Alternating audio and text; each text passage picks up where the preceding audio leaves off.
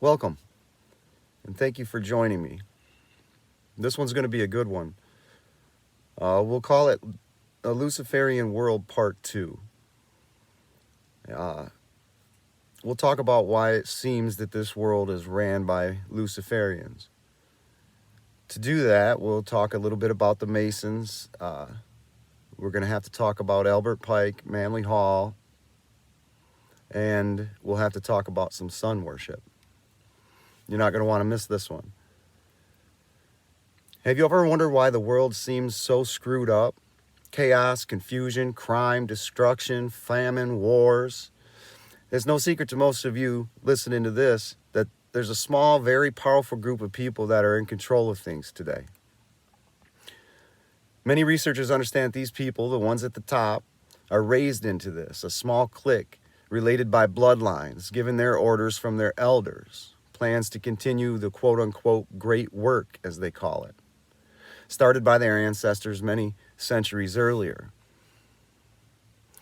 They're groomed from an early age and trained, and when they reach a certain age, they begin their initiation into ancient mystery schools, learning the secrets of the universe.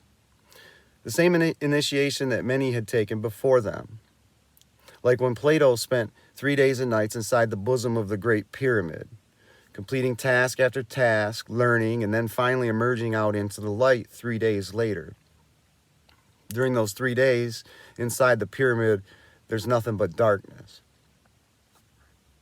He goes through some sensory deprivation after 3 days of that, and they send him out probably right into a shaft at high noon that's catching the sun or what have you, and he probably gets bombarded with this light, and that may then do something to you after 3 days of darkness. And this was practiced everywhere. You can go back to the ancient Celts. They did the same initiation, but inside of those great mounds in Northern Europe rather than the pyramids. Or those Native Americans in South America doing the same thing inside those pyramids on this side of the hemisphere. All learning the secrets of mankind, maybe the history of mankind even. All knowledge set aside for them, not for those uninitiated or unelect or the profane, as they will refer to us as. And so when one is paying attention, we can see that these people do indeed control most of our reality today on this planet. And when we look at the state of things on this planet, we look to these gatekeepers and we have to question what it is that they've been doing. As stated, this world is not cupcakes and rainbows, and in fact, when one dwells upon it, they'll find that this world is pretty effed up. And so this supposition is going to dig down into why that is. This will be a refresher for a lot of you guys, but it's always good to refresh this stuff. From chapter 9 of A. Ralph Epperson's book called The New World Order. The Bible discusses a being called Lucifer in both the Old and New Testaments. Other names for this creature are Satan and the devil. One of the first explanations of just who this being known as Lucifer is found in the Old Testament in a book written by the prophet Isaiah, who wrote around 740 BC. He wrote that Lucifer was created, quote, full of wisdom and was, quote, perfect. He was created the anointed cherub that covereth the throne of God. And then he actually was upon the holy mountain of God. He later corrupted his wisdom by reason of his brightness, which I take to mean his brightness was his pride, his boastfulness. He thought he would be better than God. And I guess that's kind of the gist of that story, was that he thought he would be better than God, would overtake God. So the Bible then records that God cast him to the ground. And Isaiah wrote this in Isaiah chapter 14, verse 12, I believe.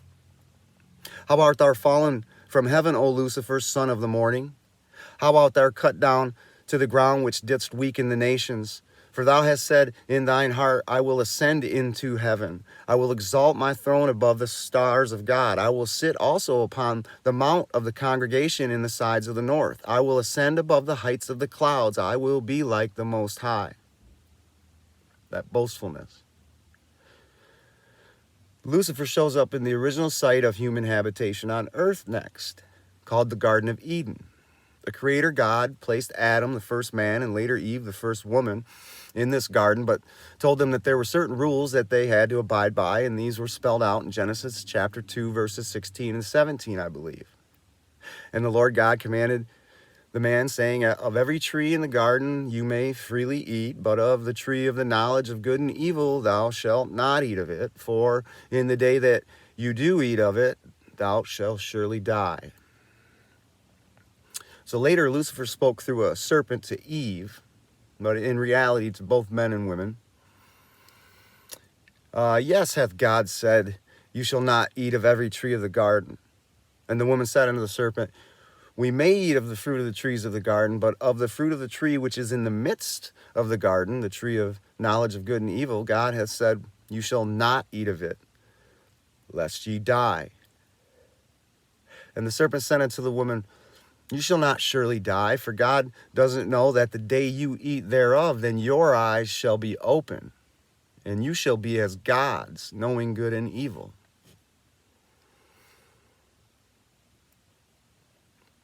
So from the above information, it's possible to glean a little knowledge about the nature of Lucifer. He was cast down from heaven because he desired to ascend directly into the seat of heavenly power, the throne of God. He's referred to as the son of the morning. This appears to be a reference to Lucifer being similar to the sun, which also rises every morning. He had a desire to sit on the north side of the mountain of God. Lucifer could deceive the world.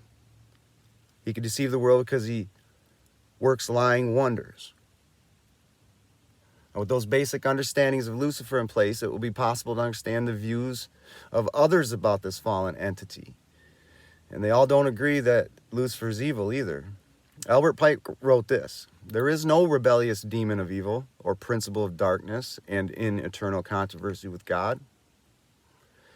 Mr. Pike believes that Lucifer was not a force of evil, but could be a force for good, and he wrote this in his book, Morals and Dogma. Quote, that which we must say to the crowd, now the crowd is non-Masons, people, the unelect, the profane.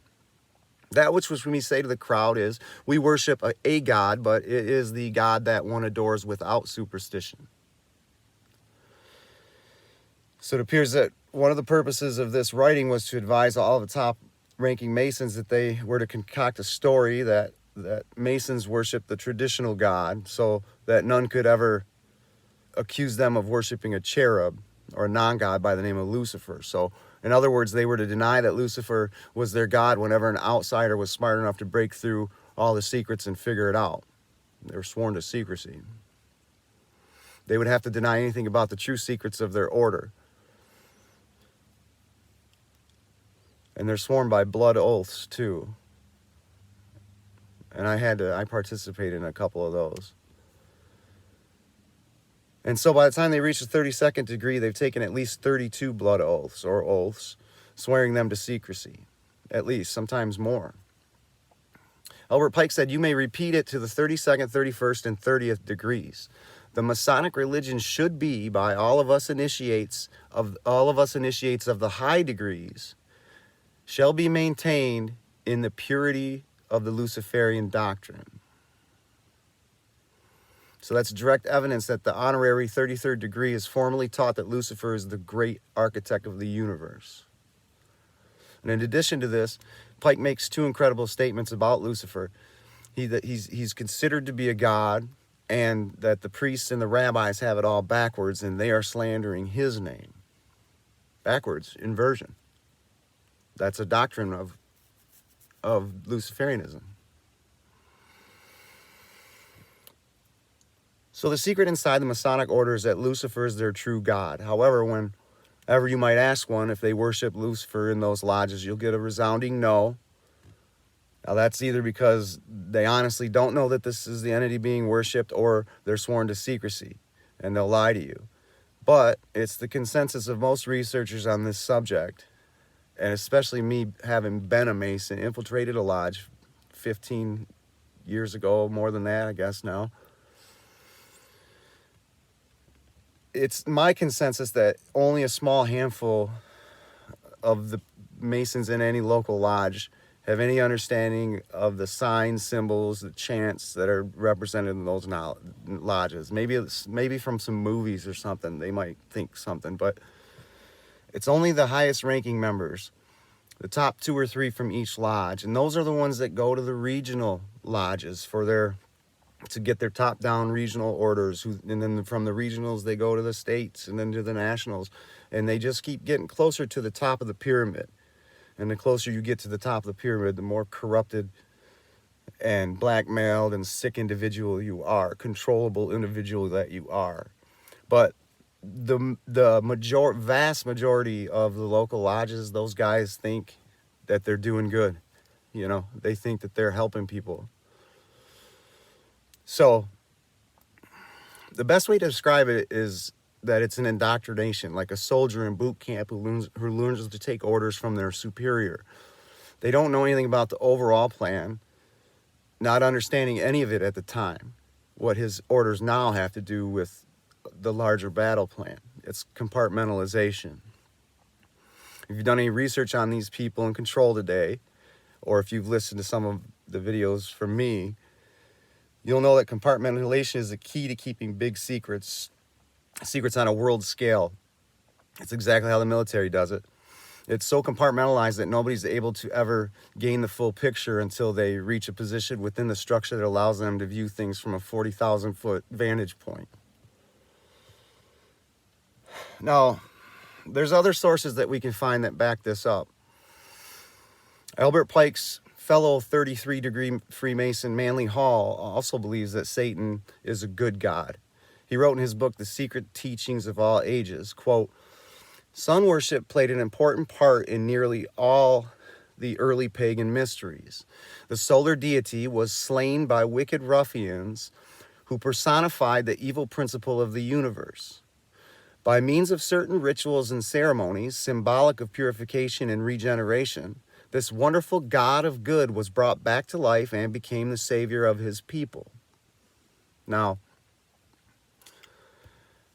I've seen those wicked ruffians, where he says the solar deity was slain by wicked ruffians. I've seen those ruffians, and I've actually played one of those ruffians.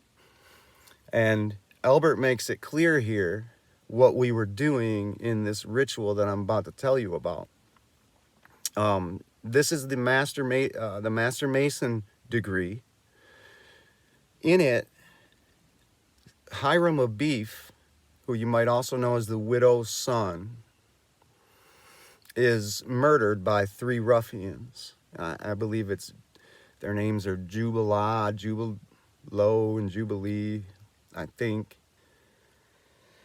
Those 3 ruffians kill Hiram Abif, and then he's later resurrected, rose from the dead, pulled up too with a hand, just like they pull people up into higher positions once they gain control of a organization. They pull up, and that's what we did. We had to pull Hiram Abif up from the dead in this silly ritual. And so we're now clear as to what this ritual, what it means. Hiram Abif represents the sun. Solar deity was slain by wicked ruffians. The sun is Lucifer, folks. This God who came back to life is not the Jesus of the Bible, because Mr. Hall refers to him as a solar deity. He's referring to the death and resurrection of Osiris, covered in detail in the Masonic rituals. Same thing. Osiris is the sun. I've done a lot of work on Osiris. He's one of their main gods. And I have actually a really good video called Freemasons, Ritual Sacrifice, and Osiris, and the Troll movie. The Troll movie. It's a good one. Manly P. Hall further identified Lucifer as the god of some of his fellow Masons. He's written in his book entitled The Lost Keys of Freemasonry, the book where he's got the fish on his hand like John Podesta did when a picture of him surfaced, which you should look up and read the caption on that internet meme. If you look it up and you see Podesta, read that and see what it has to do. It has to do with Osiris. So So anyway, wherever I was, another quote from Manly Hall is, quote, "This is the lost keys of Freemasonry. When the Mason learns the key to the warrior of the block is the proper application of the dynamo of the living power, he has learned the mystery of the craft. The seething energies of Lucifer are in his hands, and before he may step onward or upward, he must prove his ability to properly apply energy." Folks, this is the religion of the people who are in charge of things. You may not be religious, you may not believe in Satan, but this doesn't matter. The fact of the matter is that there's probably hundreds of millions of people who do believe that the devil is real. And not only that, but those who have an inordinate amount of control of things in this world today, they actually worship this entity. So real or not, it doesn't make any difference. It's scary. Those in control of things at the top have a very deep spiritual belief in this entity, based on maybe some secret knowledge that they're privy to, or maybe just based on a strict ancient belief system. Others not sitting in such high positions can be roped in through secret societies, like the Skull and Bones, Freemasons, and many others. They can trick the unwitting into thinking that they're becoming a part of something special, making them better than the non-initiates, almost like a cult. These are the ones that are known as useful idiots, like many of our politicians today. Unknowingly getting these people to accept the beliefs and practices of the cult while not really knowing the true meanings behind it all. Those in charge of things are definitely Luciferians today. They worship Lucifer. This is why we've seen the need to attack and eventually eliminate Christianity, starting first with the fake orchestrated counterculture revolution, moving to the sexual revolution, then to the women's equality revolution, successfully softening up the most staunch religious-minded people in America, paving the way for opening the door to Luciferianism and everything else that we're seeing today. Christianity must also be eliminated in order for their future government ideology to be easily implemented. It's communism. Or maybe communism will be used to stamp out Christianity, which might probably be more the case. Now, speaking of communism, let's talk about that with regard to Luciferianism just quickly, because we know communism is being forced onto the world right now. There's 45 goals of communism in the U.S., but just the top 4 is all we need to talk about. Number 1, degenerate society. Number 2, pit one group against another. Number 3, invoke chaos and revolution. Number 4, totalitarian takeover, swift coup. Think Bolsheviks.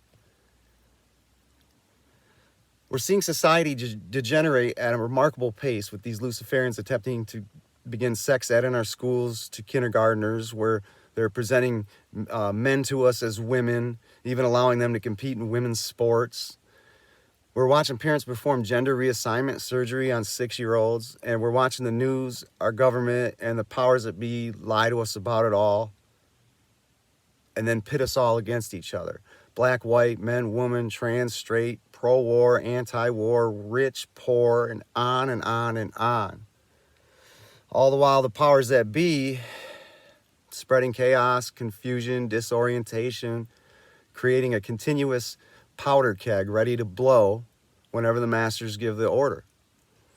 And folks, that order is coming really, really soon.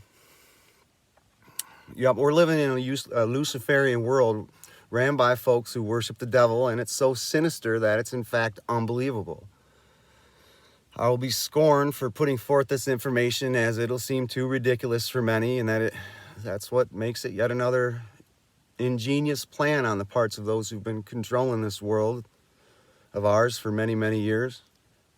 They worship Satan, and Satan is manifested in our world as the sun. This is why you'll always find a sun or rays of sunlight in many of their old pictures and in many of their big corporate logos, or in their songs they've written, like "When You Wish Upon a Star." Disney, one of Disney's favorite theme songs. They begun to infiltrate Jesus even a little bit. If you remember the halo that they're putting on the back with the cross behind him, that's a zodiac. That they're co-opting Christianity more and more. It's a Luciferian world. If you enjoyed this presentation, please like, share, and subscribe. Thank you for watching, guys.